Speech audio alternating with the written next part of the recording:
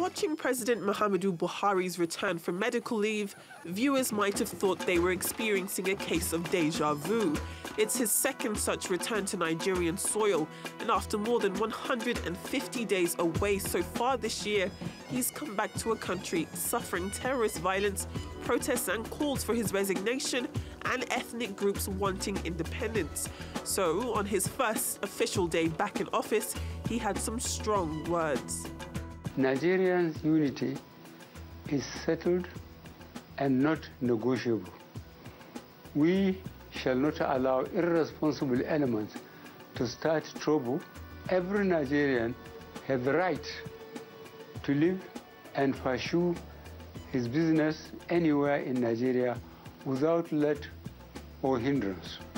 But Buhari didn't mention the nature of his ailment or how he's going to cure Nigeria's sickening economy. Africa's most populous country has been in recession for more than a year. Although inflation has been falling over recent months, at 16%, it's still well above the government's 6 to 9% target range. And unemployment is getting worse, with 14% of the population out of work. Despite the gloomy figures, the World Bank predicts Nigeria's economy will grow by 1% this year. Some say that's down to Vice President Yemi Osinbajo, who led the country during Buhari's absence. So being halfway through his presidency, Buhari has work to do to restore confidence in his abilities before elections are held in 2019.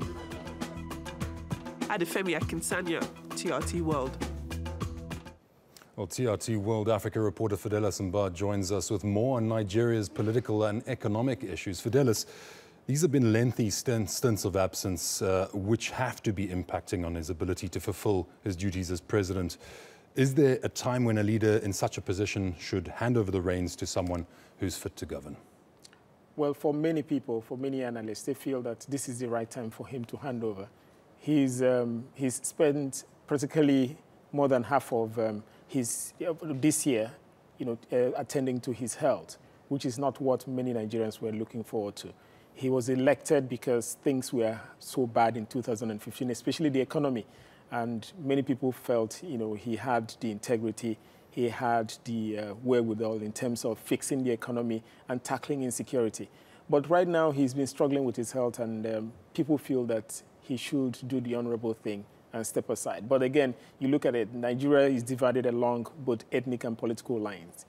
People from the north, where he comes from, this is the second time they're almost suffering a similar problem, because in 2006, when the former president Yar'Adua died in office, it was a similar scenario that played out, because he didn't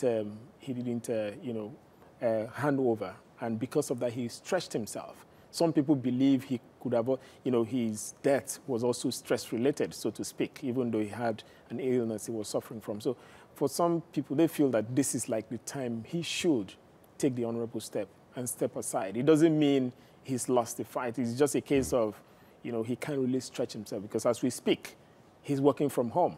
There are reports emanating that now that he's not even resumed full-time, he will be working from home, which is also showing that he's actually not really recovered. Well, let's assess some of the impact that it's had. Just how damaging has this been, especially considering, as you've pointed out, the country's been in a recession for consecutive quarters, and there are, serious security challenges, as we saw in the package. Certainly one would expect nothing less than decisive leadership at a time like this. Well, he's come back to, with the broadcast he made to Nigerians Monday morning, he was more like combative, so to speak, because people were expecting him to talk about how to fix the economy. People were expecting him to talk about how to fix unemployment, to talk about the rate of poverty in the country.